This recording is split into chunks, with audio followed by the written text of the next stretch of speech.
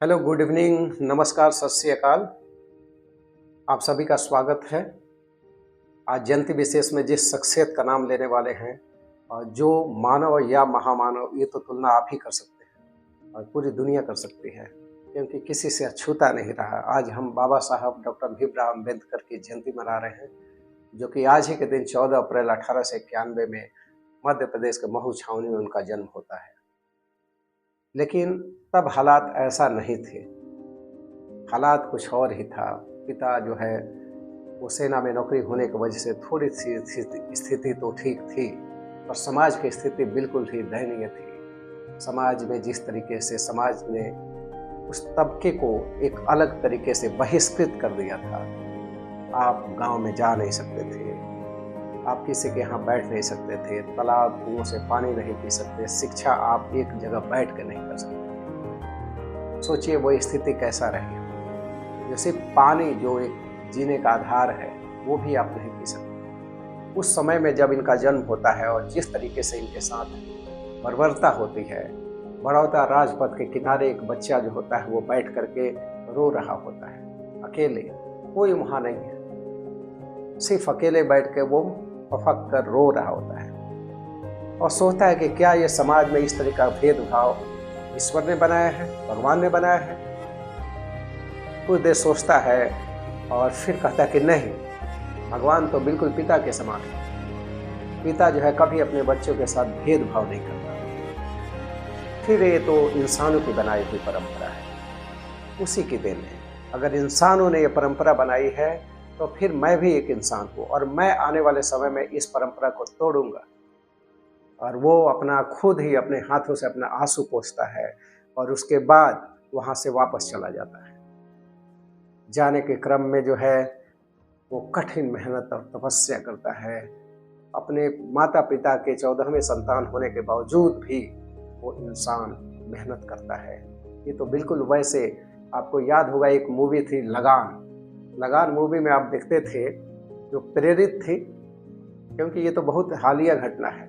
उसमें देखते थे कि जब भी बादल घुमड़ घुमड़ के आता था और काले काले बादल होते थे तो तुरंत वहाँ के जितने भी मजदूर किसान हैं वो सब बाहर निकलते थे और उस बादलों की तरफ देखा करते थे कि शायद बारिश की कुछ बूंदें टपक जाए और शायद अंग्रेजों की दी हुई लगान से मुक्ति मिल जाए। लेकिन वो बारिश नहीं होती थी, बरसों बीत जाते हैं, बारिश नहीं होती है। वहाँ पे एक नौजवान अवतरित होता है और वहाँ पे अंग्रेजों से सामना करता है और स्थिति कुछ ऐसी होती है कि कुछ समय तक के लिए तो वो राहत दे ही देता है। ठीक उसी प्रकार आप कहेंगे कि डॉक्टर भीमराव अम्बेडकर क्या इंसान से भगवान कैसे हो? तो होगा क्यों नहीं, जो उद्धार करेगा वही भगवान। आपने देखा भी होगा, आज जहाँ भी आप जाते हैं भगवान की पूजा करते हैं, और उस वक्त जो हालात थे उस समय वो किसकी पूजा करता? मंदिरों में तो वो जा नहीं सकता था, किसी से कुछ कह नहीं सकता था, किसी को छू नहीं सकता था, हर चीज बंद थे, उसके दरवाजे हमेशा के लिए बंद हो चुके थे। फिर वो भगवान माने तो किसे? फिर जो उद्धारक होगा उसी को तो भगवान माने। इसमें कहाँ हर्ज है? बात करें हम बाबा साहब की उपलब्धियों के बारे में, तो बाबा साहब ने न केवल कानूनविद थे, बल्कि वे विदेशी अर्थशास्त्र में डॉक्टरेट यानी पीएचडी की डिग्री प्राप्त करने वाले पहले भारतीय थे। उन्होंने कोलंबिया विश्वविद्यालय और लंदन स्कूल ऑफ इकोनॉमिक्स से अपनी उच्च शिक्षा पूरी की। आरबीआई की जो हम बात करते हैं, बहुत कम लोगों को पता होगा कि भारतीय रिजर्व बैंक की कल्पना बाबा साहब के विचारों पर आधारित थी। हिल्टन यंग कमीशन के सामने उन्होंने अर्थशास्त्र पर जो विचार रखे थे, उन्हीं के आधार पर 1935 में आरबीआई की स्थापना हुई। उनकी एक विशाल लाइब्रेरी भी थी जिसका नाम उन्होंने राजगृह रखा और उसमें उस समय लगभग 50,000 से अधिक पुस्तकें वहाँ पे थी। माना जाता है कि यह उस समय दुनिया के सबसे बड़े निजी पुस्तकालयों में से एक था। तिरंगे में जो आप अशोक चक्र देखते हैं, उसका भी पहल डॉक्टर अंबेडकर ने ही किया था। उन्होंने चरखे की जगह वहाँ पे अशोक चक्र को शामिल करने का सुझाव दिया था। उसके अलावा आप बात करें तो वे स्वतंत्र भारत के पहले कानून मंत्री थे और उन्होंने भारतीय संविधान का मसौदा तैयार करने वाली प्रारूप समिति यानी ड्राफ्टिंग कमेटी के अध्यक्ष के रूप में भी काम किया। बाकी अन्य सदस्य भी उसमें थे, लेकिन कोई बीमार हो गया तो कोई छोड़ के चला गया, और ज़्यादा से ज़्यादा जिम्मेदारी इनके ऊपर आ पड़ी। इसलिए तो इनको निर्माता कहा जाता है। इन्होंने कहा था कि संविधान केवल एक कानूनी दस्तावेज नहीं है, बल्कि यह जीवन जीने का एक माध्यम है। श्रम सुधारों में भी इनका कहा जाए तो ये जनक कहा जाए तो गलत नहीं होगा। आज भारत में मजदूरों के लिए जो 8 घंटे का काम है, नियम है, वो पहले जो है उसके लिए कोई नियम पहले से निर्धारित नहीं। मजदूरों को 12 से 14 घंटे तक काम करना पड़ता था। भाषाओं की भी बात करें तो भाषाओं का अद्भुत ज्ञान रहा उनको। वे बहुभाषाविद थे। उन्हें हिंदी, अंग्रेजी, मराठी, पाली, संस्कृत, गुजराती, जर्मन, फारसी और फ्रेंच सहित लगभग 9 भाषाओं का ज्ञान था। इस प्रकार से हम कह सकते हैं उनके पास बहुआयामी के प्रतिभा के वो धनी थे। डॉक्टर भीमराव अम्बेडकर ने महिलाओं को बराबरी का सम्मान दिलाने के लिए कानून मंत्री के पद से इस्तीफा दे दिया था। आपको पता होगा हिंदू कोड बिल जो है 1955 से 58 के बीच में जो इसके पहले बहुत डिबेट हुआ, उस समय कानून मंत्री थे डॉक्टर भीमराव अम्बेडकर। उन्होंने इसके लिए पुरजोर कोशिश की इसको पास कराने के लिए, लेकिन इसी पे विरोधाभास की वजह से उन्होंने भारत के प्रत्येक हिंदू महिला को पुरुषों के बराबरी का सम्मान तथा मुख्य रूप से विवाह, तलाक, विरासत और संपत्ति में समान अधिकार दिलाने के लिए उन्होंने बहुत मेहनत की। बाद में लागू भी हुआ, लेकिन उस समय उन्होंने इस्तीफा दिया जब नहीं लागू हो रहा। बाबा साहब को पढ़ने का बड़ा शौक था। वो 24 घंटे में से 18 घंटे पढ़ लिया। वो रात्रि को ही पढ़ा करते थे। एक मिथक भी है या ऐसा लोग कहते हैं, एक समय एक पत्रकार महोदय जो थे, वो नाम नहीं लेना चाहता हूँ, देश के बड़े बड़े जो नेता हुए उनके पास भी वो गए, कुछ लोगों के पास। उन्होंने उनसे पूछा, देखा कि क्या वो जगह हैं अभी? लेकिन वो लोग सो रहे थे। फिर वो पत्रकार महोदय डॉक्टर अम्बेडकर साहब के पास भी गए। बाबा साहब को देखा उन्होंने और रात्रि के 3 से 4 बजे के लगभग वो अभी भी पढ़ रहे थे। वो उस समय उनसे बात की और फिर कभी पूछा कि आप अब तक जग रहे हैं?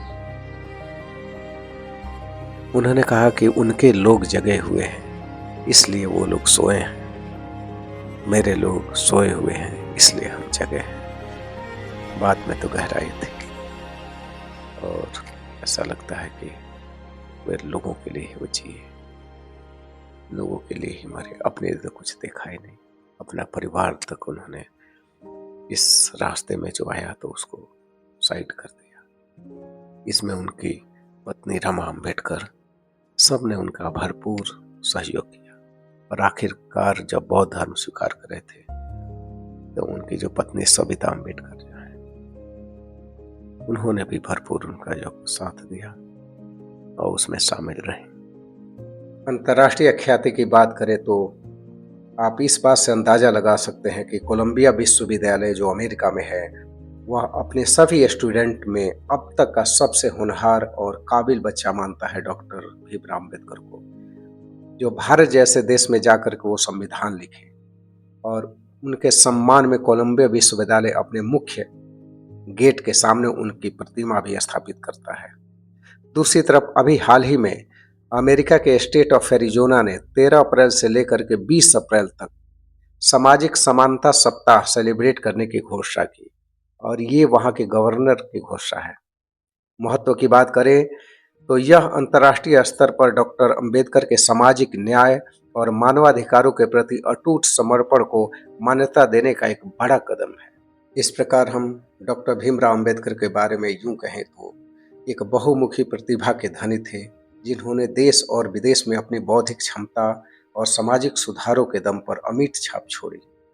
वे भारतीय संविधान के मुख्य शिल्पकार, कुशल अर्थशास्त्री, कोलंबिया विश्वविद्यालय और लंदन स्कूल ऑफ इकोनॉमिक्स से शिक्षित विधिवेता और समाज सुधारक थे, जिन्होंने दलितों, महिलाओं और श्रमिकों के अधिकारों के लिए आजीवन संघर्ष किया। उनका नारा भी था, शिक्षित बनो, संगठित रहो और फिर संघर्ष करो। तो हम कह सकते हैं कि वो सिर्फ मानव ही नहीं, एक महामानव तो थे। एक वैसा इंसान जिसने सबको समानता का अधिकार दिलाया, सबको एक साथ ला दिया, क्या वो रेलवेज हो, वहाँ पे जाना हो, या होटल्स में रहना हो, सभाओं में जाना हो, या इस समय स्कूल में जो आप व्यवस्था देखते हैं, जो सभी बच्चे चाहे किसी भी जाति के एक साथ बैठ करके खाना खाते हैं, पढ़ते हैं, ये सब का अधिकार उन्होंने दिलाया। नारियों के लिए जो उन्होंने किया वो नारियों को कभी भूलना नहीं चाहिए, क्योंकि नारियों का स्थान जो था वो बहुत नीचे था। उनको ये अधिकार भी उन्होंने दिया हिंदू कोड बिल के अकॉर्डिंग, आपको सुनीच में है। तो ये सब चीज़ है। उन्होंने कहा था कि शिक्षा शेरनी का वो दूध है जो पिएगा वो दहाड़ेगा ही। और ये बात सही है। आपके पास अगर ज्ञान है, कहीं भी जाते हैं, आप किसी भी टॉपिक पे आप बात करते हैं, बिल्कुल आप दहाड़ेंगे। उन्होंने कहा था कि जीवन, ये लाइफ जो है वो लंबी नहीं होना चाहिए, बल्कि एक शानदार होनी चाहिए। उन्होंने जिया, बहुत लंबे समय तक नहीं जीवित रहे। उन्होंने 6 दिसंबर 1956 को ही अपना प्राण उनके चले गए और वो विदा हो गए इस धरती पे। सभी लोग जो है उनको बाबा साहब कह करके, उस सड़कों पे आप उस समय का हुजूम देखेंगे तो आपको समझ में आएगा कि क्या महानता थी, किस तरह लोग चाहते थे। जहाँ भी जाते थे जय भीम के नारों से आकाश गूंज उठता था। ये थे हमारे बाबा साहब डॉक्टर भीमराव अम्बेडकर। फिर क्यों न उन्हें भगवान का दर्जा दे दिया जाए, क्यों न उनको हमेशा के लिए महामानव मान लिया जाए। ये सिर्फ हम नहीं, पूरी दुनिया कहती है। तो इस कड़ी में बस इतना ही। आप जयंती विशेष में सुन रहे थे डॉक्टर भीमराव अम्बेडकर के बारे में। मैं उमा शंकर बैठा, दीजिए मुझे इजाज़त।